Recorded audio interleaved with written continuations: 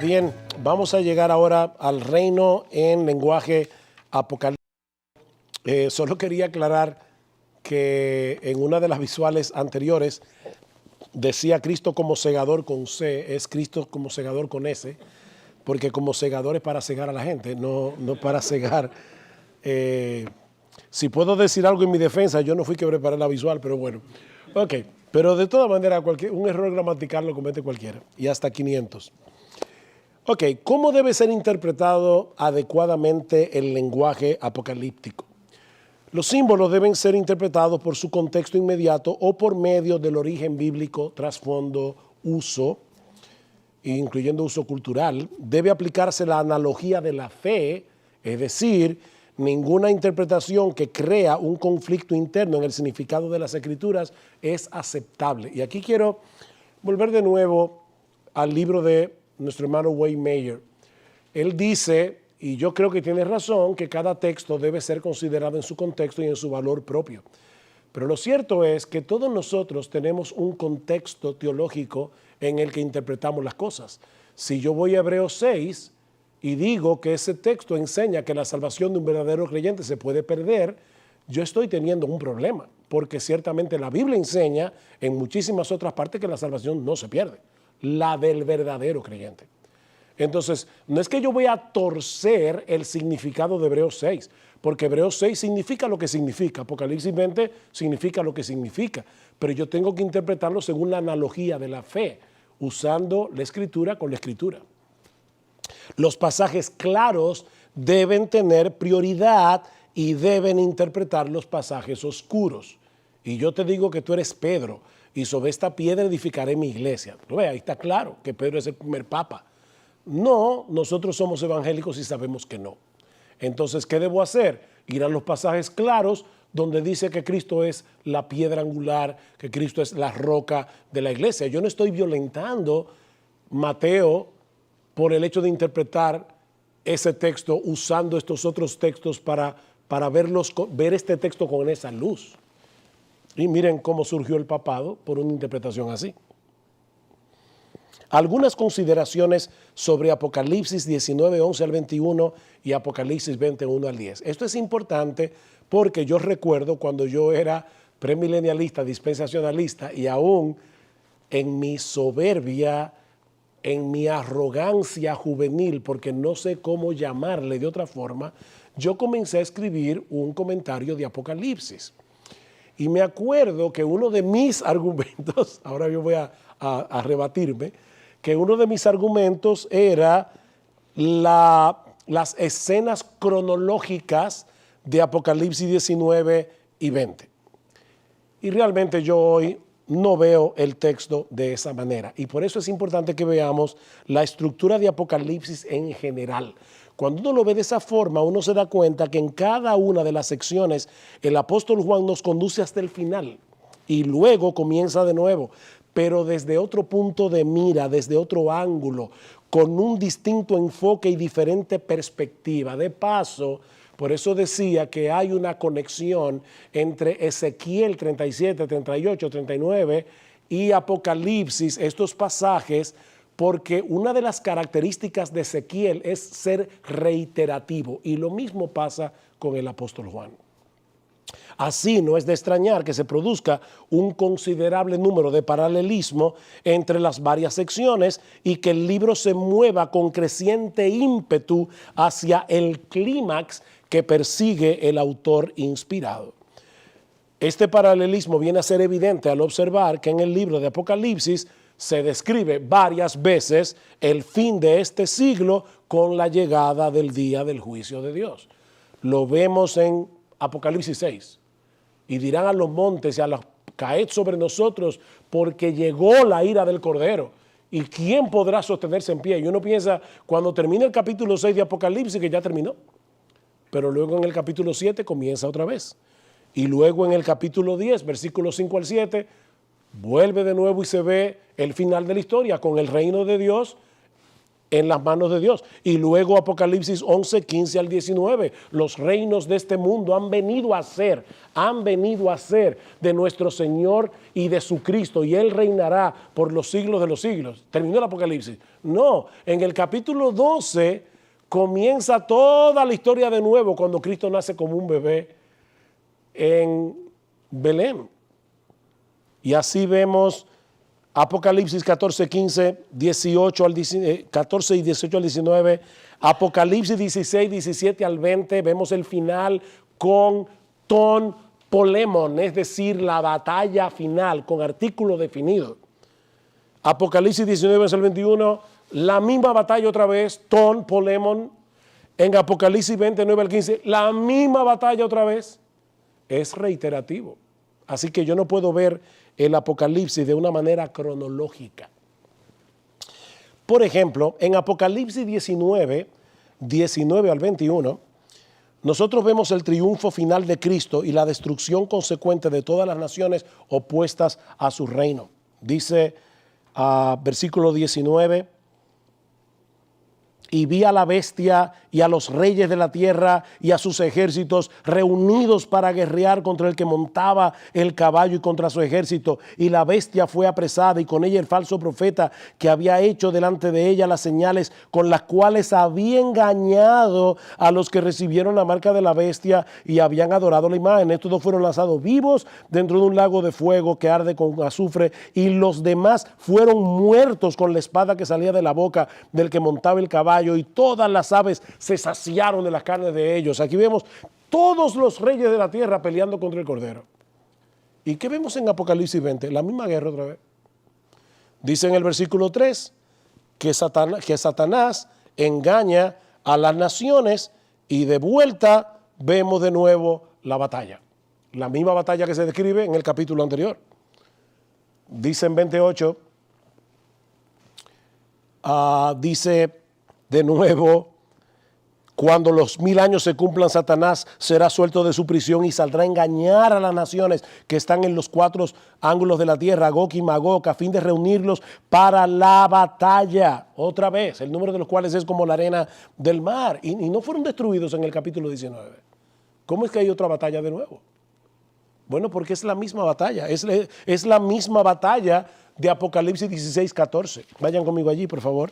Apocalipsis 16, 14, dice, pues son espíritus de demonios que hacen señales y van a los reyes de la tierra en todo el mundo para reunirnos a la batalla de aquel gran día del Dios Todopoderoso. Esta no es cualquier batalla, esta es la gran batalla, ton polemon, la misma expresión griega. Así que nosotros tenemos la misma guerra en el capítulo 16, la misma guerra en el capítulo 19, la misma guerra en el capítulo 20. Y en los 3 textos se nos dice que son todos los reyes de la tierra. ¿Cómo se explica eso? Porque está hablando de lo mismo. Es la misma escena desde diversos puntos de mira, no es cronológico. En Apocalipsis 15:1 se indica que el derramamiento de las 7 copas de la ira traerá consigo la consumación de la ira de Dios sobre los malvados.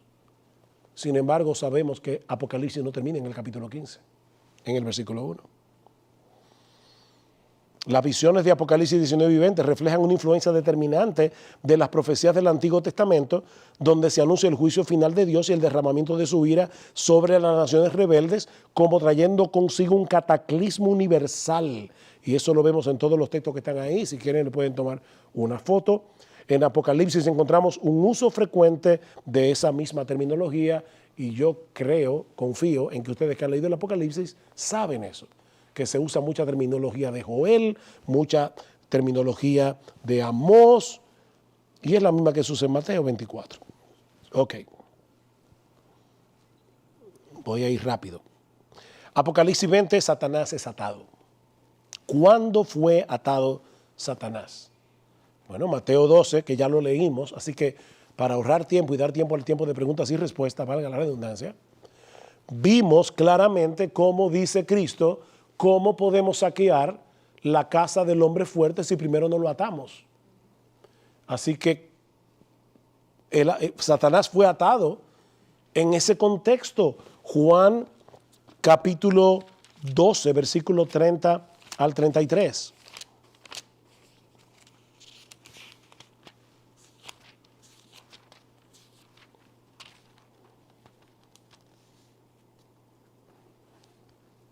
Dice, no ha venido esta voz por causa mía, sino por causa de vosotros. Ahora es el juicio de este mundo. Ahora el príncipe de este mundo será echado fuera. Y yo, si fuere levantado de la tierra, a todos atraeré a mí mismo. Está hablando Mateo 12, atar al hombre fuerte para saquear su casa. Juan 12, el príncipe de este mundo será echado fuera. ¿Para qué? Para que el trigo que va a morir pueda dar fruto y atraer a todos a él mismo. Hebreos capítulo 2, versículo 14 al 15, habla de cómo Jesucristo venció al diablo. Dice Hebreos 2, 14 y 15, así que por cuanto los hijos participaron de carne y sangre, él también participó de lo mismo, para destruir por medio de la muerte al que tenía el imperio de la muerte, esto es, al diablo, y librar a todos los que por el temor de la muerte estaban durante toda la vida sujetos a servidumbre. Primera de Juan, capítulo 3, versículo 8, el Hijo del Hombre vino a deshacer las obras del diablo. Cuando Satanás fue atado, cuando fue despojado de su poder, de modo que ahora el pueblo de Dios puede saquear su casa, en la primera venida de Cristo, en la primera venida del Señor. Su triunfo en la cruz ató a Satanás. Estos textos que acabamos de leer, aparte de la visión de Apocalipsis 20, son los únicos del Nuevo Testamento que hablan de la atadura de Satanás por parte del Señor. Por lo tanto, es lógico pensar que están hablando de la misma atadura. ¿Por cuánto tiempo Satanás fue atado? Lo primero que vemos en el texto de Apocalipsis 20 es que hay mucho simbolismo envuelto. La llave del abismo, una gran cadena, un dragón, una serpiente, un abismo. Todos los intérpretes, independientemente de su escuela escatológica, están de acuerdo en que no se trata de un dragón literal que fue amarrado con una cadena literal y que fue echado en una cárcel o abismo literal. Entonces, si la prisión debe ser interpretada simbólicamente, ¿por qué no puede ser interpretado simbólicamente también la sentencia de la prisión? La prisión es simbólica, pero no la sentencia. Deuteronomio capítulo 7, versículo 9. ¿Alguien puede ayudarme leyendo rápidamente, buscando y leyendo los textos en voz alta? Y los hermanos de la cámara ya lo están oyendo, pero quiero que lo busquen. Deuteronomio 7, 9. ¿Alguien puede leerlo en voz alta, por favor? Reconoce pues que el Señor tu Dios es Dios, el Dios fiel, que guarda su pacto y su misericordia hasta 1000 generaciones con aquellos que le aman y guardan sus mandamientos. Guarda las misericordias hasta 1000 generaciones con aquellos que le aman. Debemos interpretar eso literalmente, o sea que si yo me convertí ahora hay que sumar hasta 1000 generaciones mías. O sea, obviamente es una forma de hablar que la Biblia usa para hablar de algo que es grande, o sea, algo que es inmenso. Salmo 84, 10. Porque mejor es un día en tus atrios que 1000 fuera de ellos. Ya, 1000 fuera de ellos. 94. Porque 1000 años a tus ojos son como el día de ayer que ya pasó. Y segunda de Pedro 3:8, para el Señor un día es como 1000 años, 1000 años es como un día. O sea, debemos interpretar esos 1000 años como de verdad literalmente y sobre todo como un reino que se va a llevar a cabo en contra de todo lo que ya vimos en los textos claros del Nuevo Testamento, y decir va a haber un reino milenial en la tierra después de la segunda venida de Cristo, que va a pertenecer al siglo venidero. ¿Qué simbolizan esos 1000 años? Un tiempo extenso pero definido.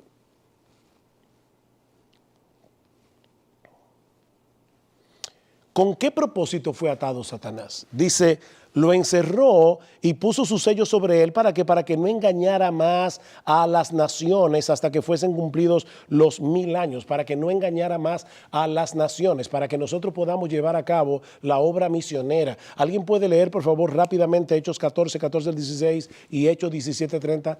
Por favor, sean ágiles. Ya saben que voy a estar pidiendo que lean los textos para avanzar y dar tiempo a preguntas y respuestas. Jacobo.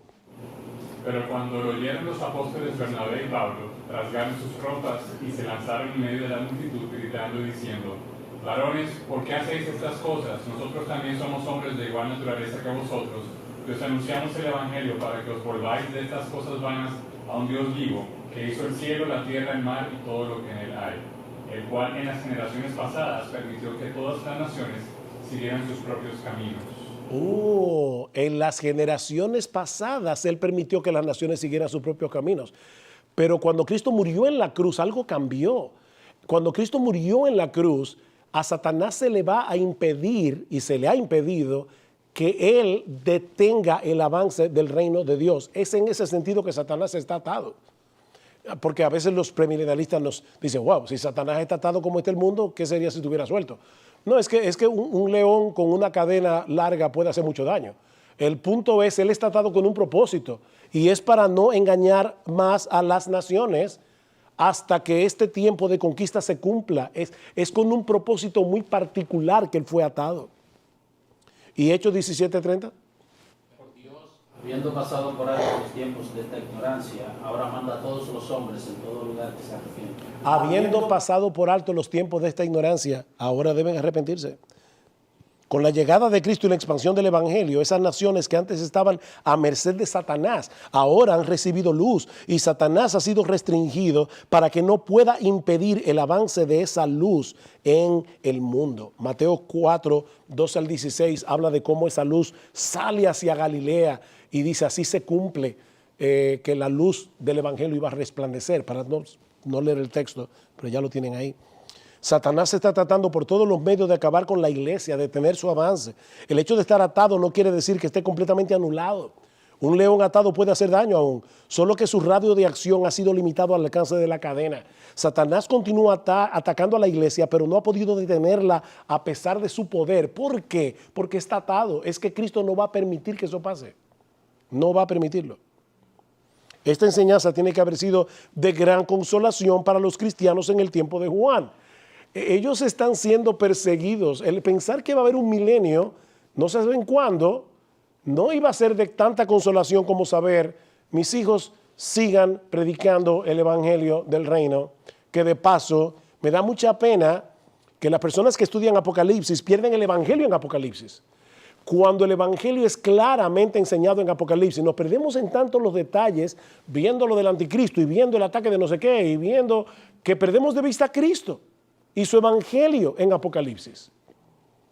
Juan estaba padeciendo por causa de la fiera persecución del Imperio Romano, y el Apocalipsis fue escrito para darle una perspectiva consoladora de las cosas que estaban ocurriendo. Pero si interpretamos Apocalipsis como muchos lo interpretan hoy, ¿en qué sentido podemos ver este libro como un consuelo para la iglesia? De manera que estos 1000 años coinciden con el periodo de siembra y de conquista que encontramos en Mateo 13 y 1 Corintios 15, 20 al 28. El reino milenial en el cielo. ¿Dónde toma lugar este reino milenial? Varios detalles de nuestro texto nos llevan en la conclusión de que este reino toma lugar en el cielo, no en la tierra. En primer lugar, porque en estos momentos Cristo está en el cielo y los santos de los que habla el texto están reinando con él. Versículo 6. Dice,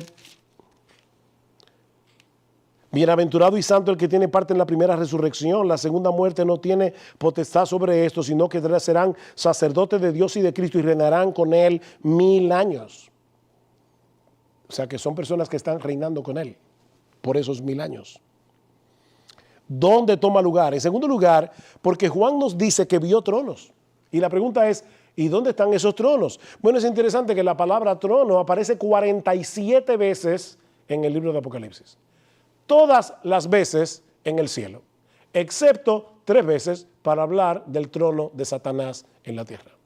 Así que aquí tenemos tronos, y en todo el libro de Apocalipsis, consistentemente, esos tronos están en el cielo, menos en Apocalipsis 20 que está en la tierra. Pero el problema es que si somos contextuales e interpretamos el trono, el único trono que está en la tierra en Apocalipsis es el del diablo, no el de Cristo. En tercer lugar, noten quiénes se sentaron en esos tronos. Versículo 4. y vi tronos y se sentaron sobre ellos los que recibieron facultad de juzgar, y vi las almas de los decapitados por causa del testimonio de Jesús y por la palabra de Dios, los que no habían adorado a la bestia en su imagen y que no recibieron la marca en sus frentes ni en sus manos, y vivieron y reinaron con Cristo 1000 años. ¿Quiénes son ellos? Las almas que aparecen en Apocalipsis capítulo 6, versículo 9, que los habla de que son decapitados, fueron decapitados, son martirizados, son hermanos que han muerto. Y la gran esperanza para estos creyentes de Asia Menor en el primer siglo era: aunque les corten la cabeza, ustedes van a reinar con Cristo en el reino de los cielos, sentados en su trono juntamente con Él. Eso sí es una esperanza. Entonces, ¿dónde está ocurriendo ese milenio? En el cielo. No es que va a pasar aquí en la tierra. Y los que reinan con Él son los que fueron decapitados. Juan los describe como martirizados, como los que no habían adorado a la bestia en su imagen y que no recibieron la marca en sus frentes ni en sus manos. Por supuesto, algunos pensarán, pero el anticristo viene después. Muchos anticristos han salido por el mundo y aquí tendríamos entonces que interpretar quién es la bestia y quién es el falso profeta. Pero yo no me voy a meter ahí, obviamente. Para poder entender la expresión la marca de la bestia, es preciso recordar que no solamente el ganado, sino también los esclavos eran señalados o marcados. Aquella marca significa, este esclavo en particular es la propiedad o el siervo de este amo. Muy pronto la expresión recibir la marca de alguien empezó a significar pertenecer a alguien, servir o adorar a alguien. Por eso dice que los 144,000 estaban sellados por el Cordero, porque esos le pertenecen al Cordero. Los otros le pertenecen al diablo, y le pertenecen al diablo voluntariamente. Y lo digo por si acaso para aquellos que tienen miedo por la vacuna y toda la cosa. Una cosa no tiene nada que ver con la otra. Esta marca no te la van a poner por error. Esta marca tú te la pones porque tú quieres ser del diablo y no de Cristo. Por lo tanto, parece que el recibir la marca de la bestia significa pertenecer a la bestia, adorar a la bestia. La marca de la bestia, donde quiera y siempre que se manifieste, es el espíritu del anticristo que se opone a Dios, rechaza a Cristo y persigue a la iglesia. Voy a seguir porque, bueno, eso es una cita de Hendrickson, pero voy a seguir para adelante. ¿Quiénes participan de este reino? Estos que ahora reinan con Cristo en los cielos son aquellos que manifestaron la realidad de su fe en Cristo al no doblegarse a ese espíritu anticristiano del presente siglo malo. Juan nos dice que estas personas vivieron, haciendo referencia al hecho de que estos santos que han muerto físicamente ahora están vivos, están disfrutando de vida espiritual. Él le llama a esto la primera resurrección, porque es en virtud de la resurrección de Cristo las primicias que ahora estos santos reinan con Él en el cielo. Si no hubiera sido porque Cristo las primicias resucitó de los muertos, esos santos no estarían allí. Así que ellos están siendo partícipes de esa primera resurrección, la resurrección de nuestro Señor. Cuando el Señor dice, en la casa de mi Padre muchas moradas hay, pero no se preocupen, yo voy a preparar lugar. ¿Qué significa eso? ¿Que Cristo fue con una cuadrilla de ingenieros a hacer casas? ¿O es que el hecho de que Cristo entrara en el cielo como el Redentor victorioso preparó lugar para nosotros? Cristo las primicias, Él es la primicia de la resurrección, y por esas primicias es que nosotros cuando morimos vamos directo al cielo, no vamos al limbo, no vamos al purgatorio. La primera resurrección de la que se habla aquí no es primeramente una referencia al estado en que se encuentran las almas de los que han muerto en Cristo. Aunque están vivos en estos momentos y reinando con Cristo, esperan la segunda resurrección cuando sus cuerpos sean levantados de la tumba y ya no estén en alma únicamente, sino en alma y en cuerpo. Este es el único pasaje de las Escrituras que habla de un reino milenial, y como hemos visto ya es un reino que toma lugar en el cielo, no en la tierra. Es un reino presente, no futuro. Los que mueren en Cristo parten de inmediato en alma a la presencia del Señor, las cuales son perfeccionadas y permanecen reinando con Él hasta que llegue el momento de la resurrección de su cuerpo. Es esa escena la que Juan está contemplando aquí para su propio consuelo y el consuelo de los demás creyentes. Esta escena debe servir de consuelo a todos los creyentes en Cristo. mientras el mundo los maltrata aquí, y a pesar de que en algunos casos ese maltrato ha llegado hasta la muerte, la palabra de Dios enseña que tan pronto cierran sus ojos, pasan a la presencia del Señor para disfrutar de ese reino que Juan vio en esta visión apocalíptica. Bienaventurados de aquí en adelante los muertos que mueren en el Señor. Sí, dice el Espíritu, descansarán de sus trabajos porque sus obras con ellos siguen. Y con esto yo concluyo. No me voy a meter en Romanos 11, obviamente. Hermanos, yo decía al principio de esta clase, yo no pretendo, no soy utópico, iluso, de pensar que una clase como esta va a hacer que algunos cambien de postura. Si pasa, bueno, es mi deseo porque eso es lo que yo creo.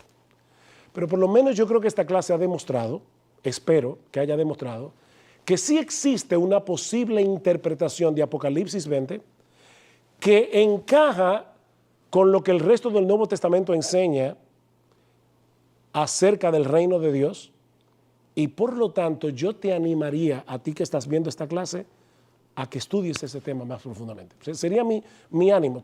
Todo lo que yo he hecho hoy ha sido para darte ese ánimo, para que decidas estudiar más profundamente este tema. Y como yo le decía a un hermano, no basta con estudiar escatología. Yo creo que eso es un grave error. Nosotros tenemos que estudiar lo que es el dispensacionalismo versus teología del pacto, porque son dos sistemas hermenéuticos diferentes. Mis hermanos amados que están viendo esta clase, esto no se trata únicamente de escatología, esto es un sistema hermenéutico de interpretación de toda la Biblia. Así que yo creo que es lo suficientemente importante como para dedicarle tiempo. No te quedes en la escatología, ve más allá y compara el dispensacionalismo y la teología de pacto. Yo creo que eso es más importante todavía que solo quedarse en la parte de la escatología.